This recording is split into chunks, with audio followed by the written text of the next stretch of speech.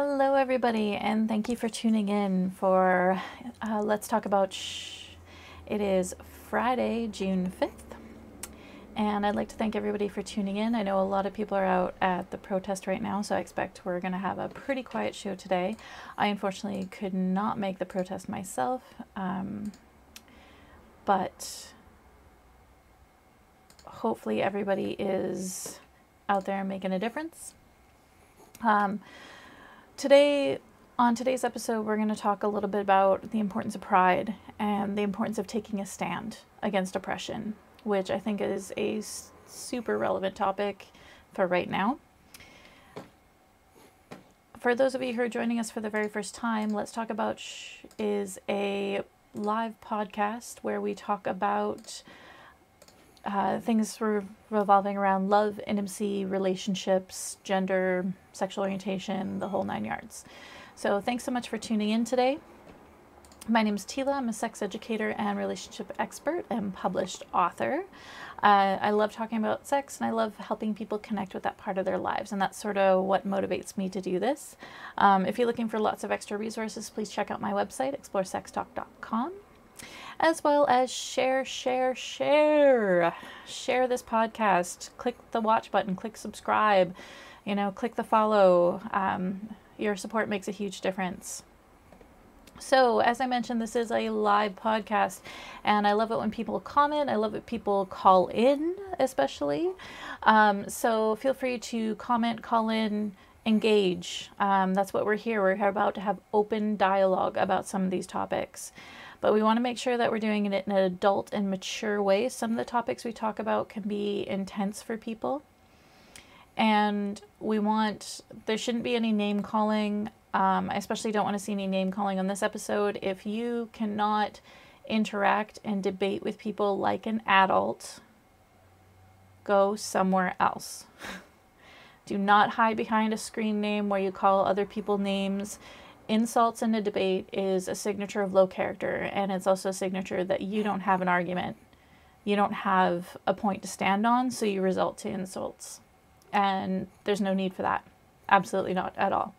So keep your comments, constructive. If you disagree, you can disagree, but don't disagree by insulting someone, okay? So we're going to open up the phone lines now. Hey, Amanda, thanks for tuning in.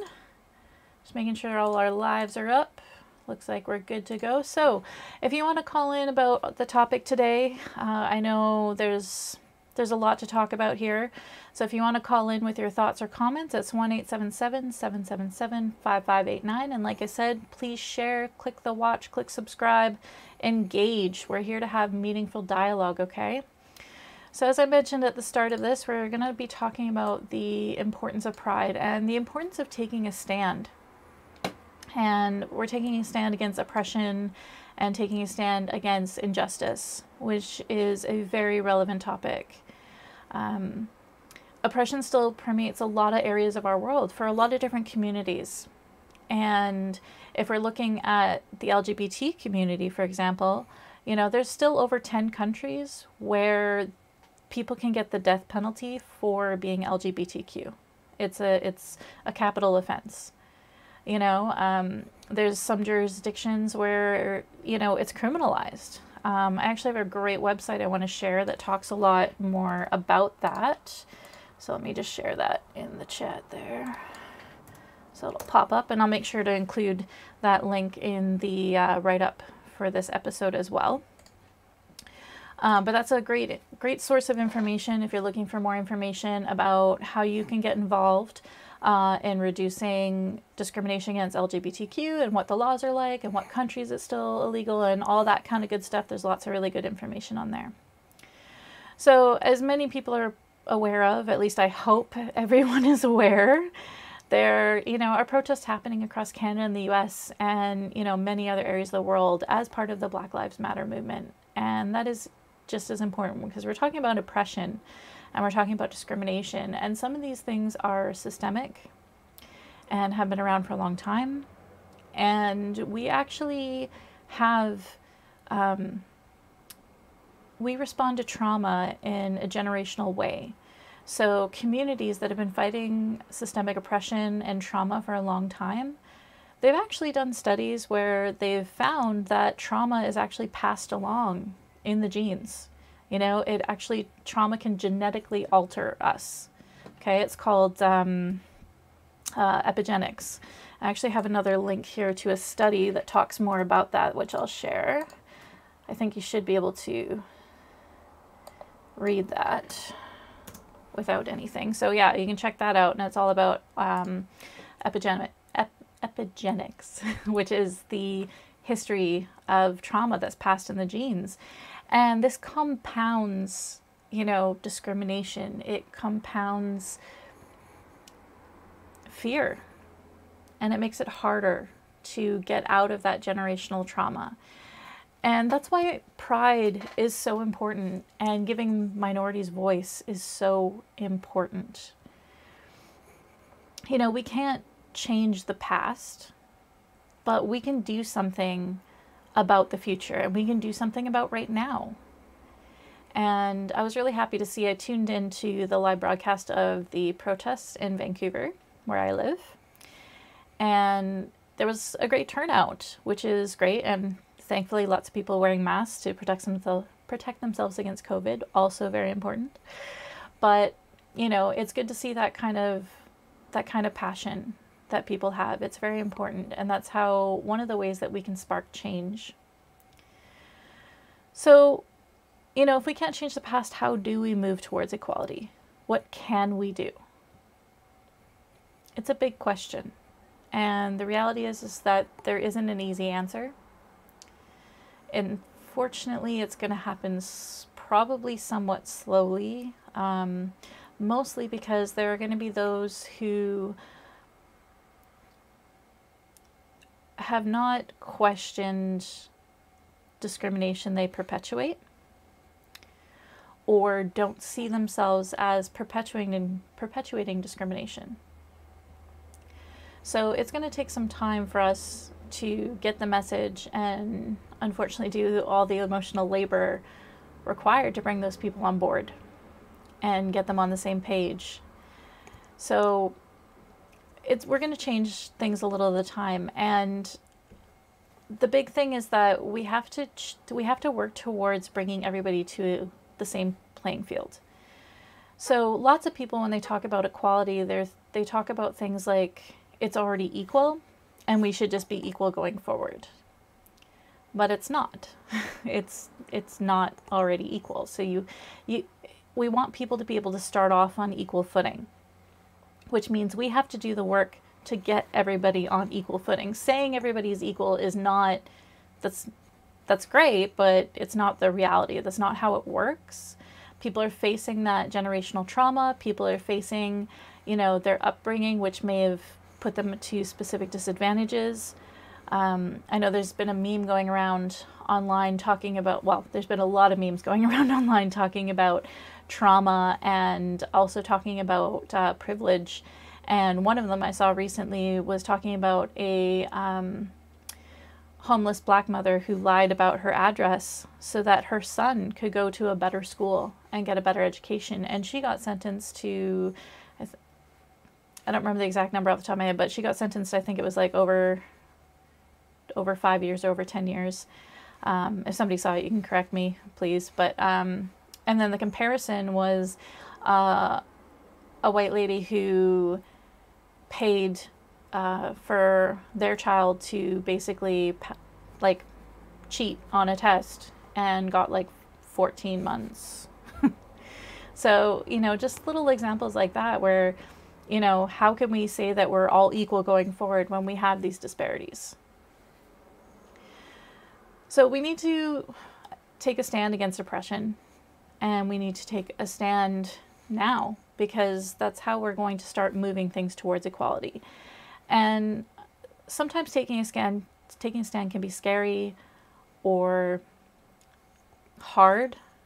We sort of talked about this yesterday on the episode about being an ally. So if you missed it, please go back and check out that episode. But, you know, one of the main takeaways here is that if we don't take a stand, we're favoring the oppressors. Silence favors the oppressors. Silence favors abusers. Okay? Silence favors the status quo. If you think that it's okay the way things are, even if you don't, if you think that, man, that's really bad, somebody should do something about that, but you're silent or you don't do anything to change it, you're just maintaining the status quo. You're keeping things from remaining equal. You know, you have to take action. You have to be willing to take action. And like I said, I'm not going to go over this too much because we did talk about it yesterday, but just a reminder, like, it's okay to set boundaries and it's okay to choose what path you take in allyship and what path is right for you and what you can commit to. And it's okay to set boundaries for yourself, but it's not okay to do nothing. We have to take a stand against it. Okay?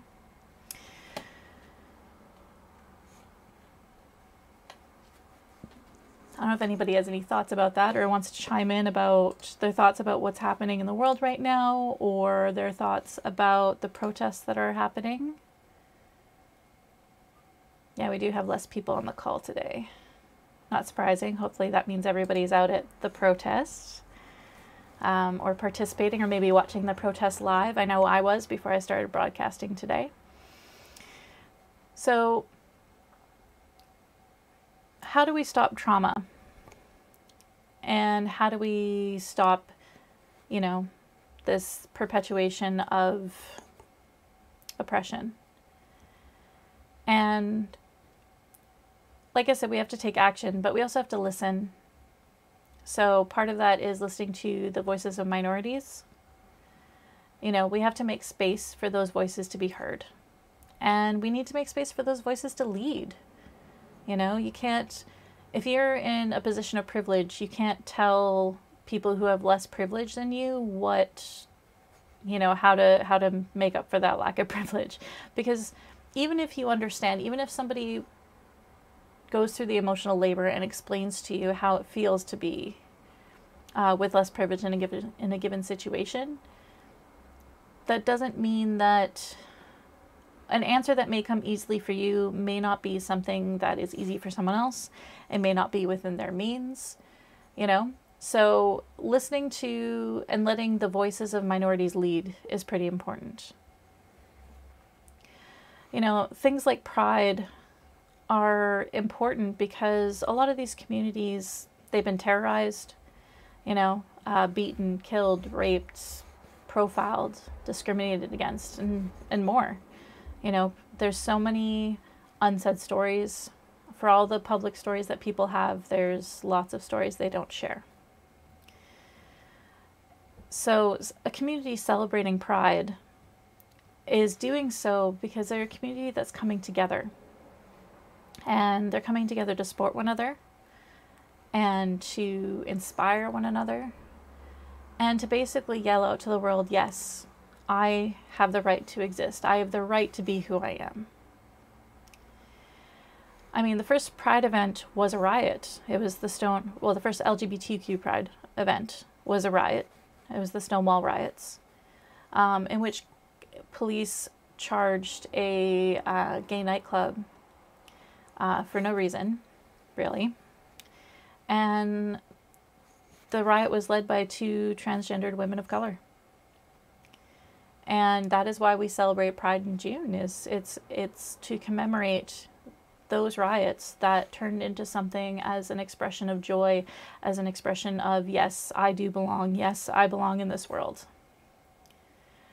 Now, one of the things I kind of want to talk about is straight pride.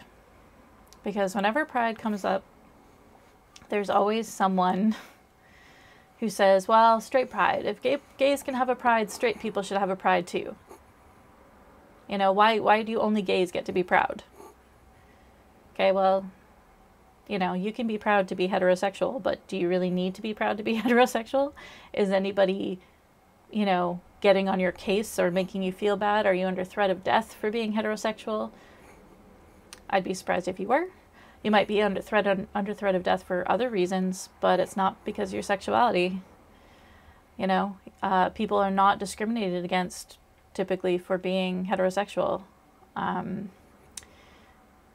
There's one of the memes I like to share, actually, and I share it semi-frequently, is a map, a world map, and the caption on it says all the places where it's illegal to be heterosexual, and the map is completely blank because there is no places in the world where it's illegal to be heterosexual.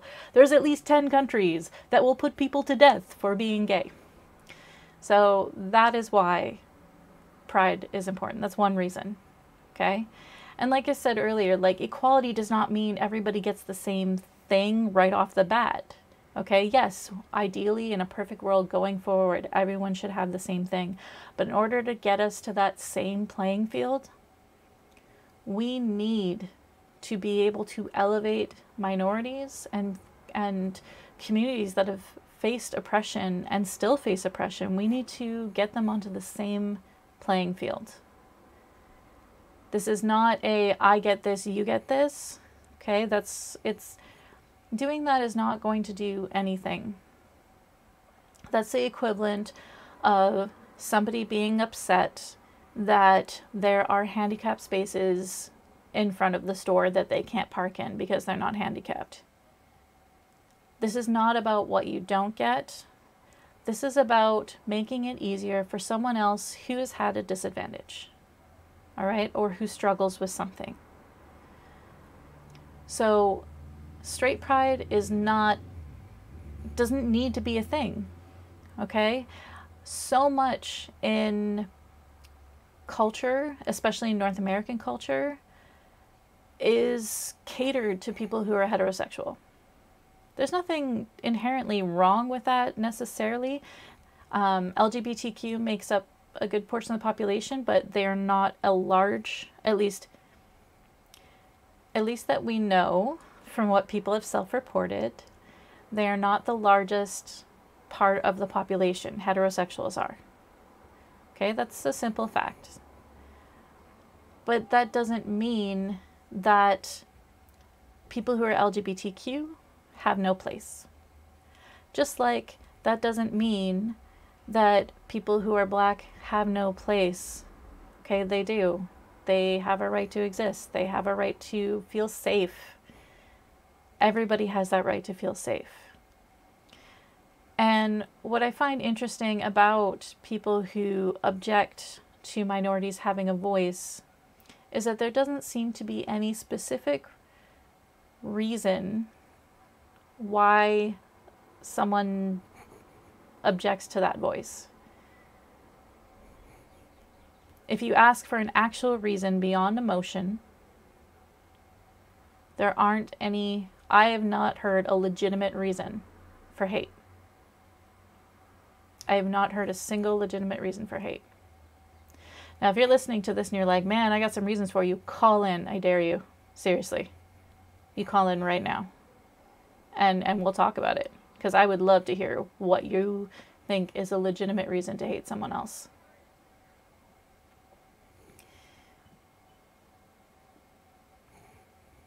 Or hate a group of people. A lot of hate stems from a lack of understanding and what people are taught, and intolerance that people are taught. Children don't hate. Children are usually very accepting. They start showing hateful behaviors when they're taught that by the adults around them. Not explicitly. It's by observing the reactions and actions of the adults in their world that forms what is okay and who they should hate. So hate is a learned behavior. It's not necessarily a trait that we have. It's something we learn, it's something we're taught. I don't know if anybody has any thoughts so far about what I'm chatting about.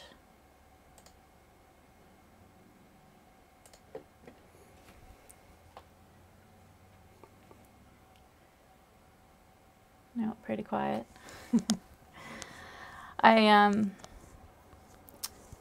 Yesterday, I saw something on the Facebook page of someone I know. And the statement in itself was not hateful. However, it could be easily interpreted as dismissive. And the statement was regarding the rioting. And, they're saying how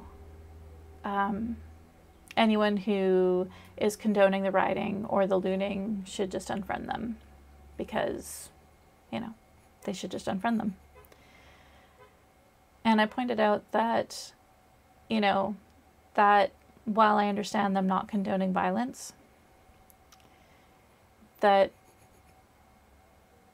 sort of statement is really dismissive of the underlying issues causing the riots. Riot is an expression of rage from people who feel unheard and that their needs are unmet.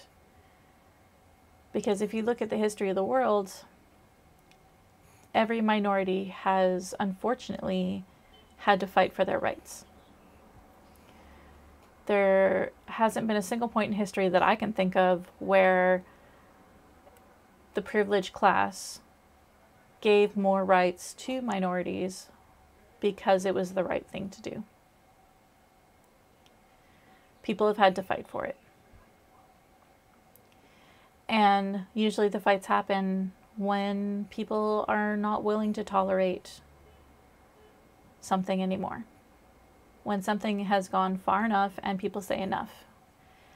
And I hate it when people say, well, if they want to say a point, they should just say it more nicely so people will listen. They should make it more palatable to the people they're trying to convince. Lots of people have said things nicely. Lots of people have asked nicely, stated it nicely, been polite, and been ignored. So for anyone who says that, I don't condone violence or this message was lost as soon as, the rioting started, maybe if you had listened in the first place, it wouldn't have gotten to that point.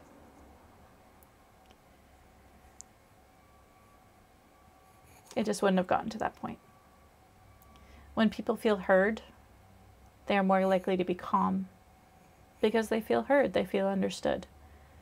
We tend to get angry when we feel misrepresented or mistreated, particularly when we feel unheard.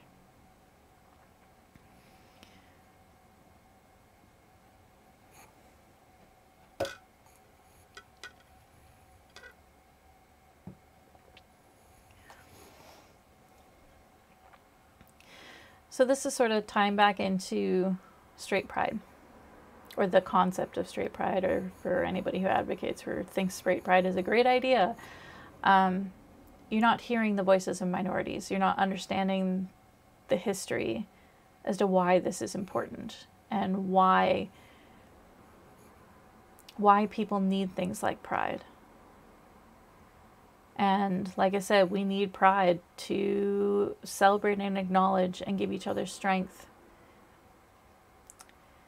There's still so many injustices that minorities face, not just LGBTQ and not just Black lives, but also Indigenous people, particularly in Canada.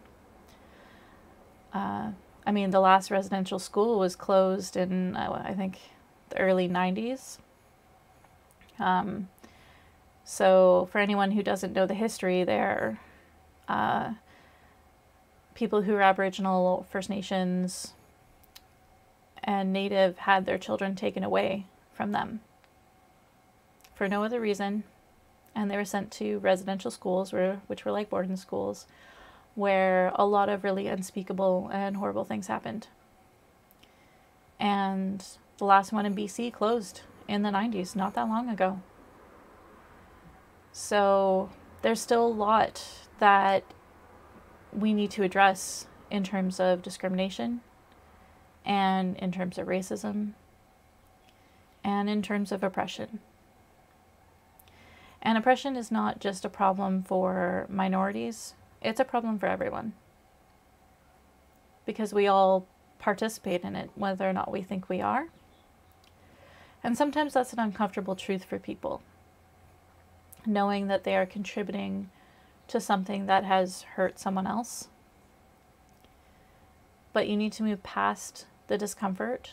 If you're uncomfortable, that's good. That's a sign that it's actually, I mean, nobody likes to feel uncomfortable, but it's a sign that you're actually processing that you're actually seeing that, you know, hey, even unknowingly or unintentionally contributing to these things that have made someone else feel terrible and continue to feel terrible and continue to cause trauma and continue to place other people's lives in danger. So when people are talking about pride and the importance of pride, regardless of what type of pride, I was going to say what type of pride that is, but obviously white pride along with straight pride, not a thing. You do not need to be proud to be white in a society that caters to white people. It just, and history of colonization and, oh my God, so much stuff that's just, yeah, no, just no. But when we're talking about equality and we're talking about minorities and oppression, we need to make sure that we support those concepts and ideas.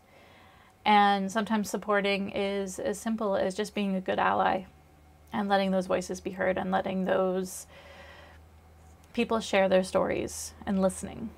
And sometimes it's as easy or as hard as telling other people in your life that they are being insensitive or that they might want to learn more about this or might want to think about what they have to say.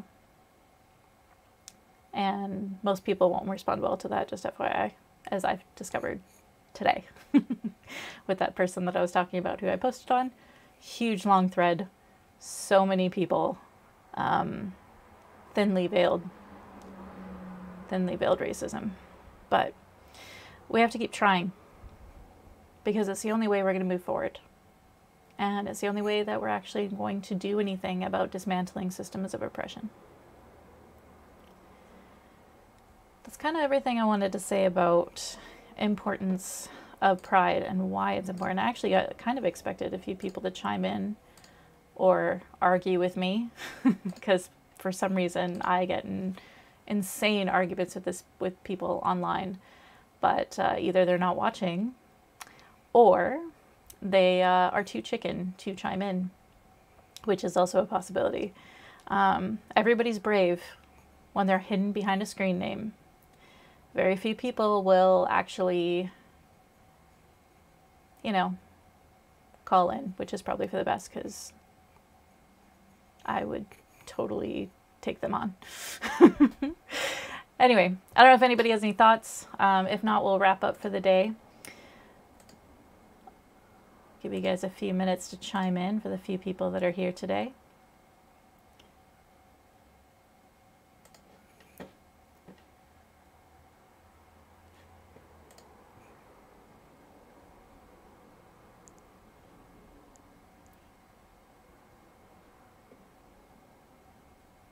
No? All right.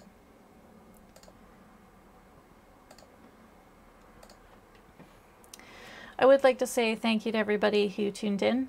I'd also like to say thank you to everybody who's doing their part, talking about the protests that are happening, sharing the message, listening, doing that emotional labor. It is very valuable. So thank you for engaging in that. It's very important. Next week, we will be back again. And I was thinking we've done some pretty heavy topics in the last 2 weeks. So I thought next week we would do something a little bit more fun and a little less heavy.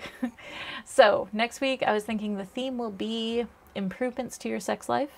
So each day we will cover some tips and improvements and things that you can do and things that you can try and fun things. So I will post the topics probably this weekend. And I hope you guys all have a fantastic weekend. And I will look forward to seeing you all next week. Have a great night, everybody.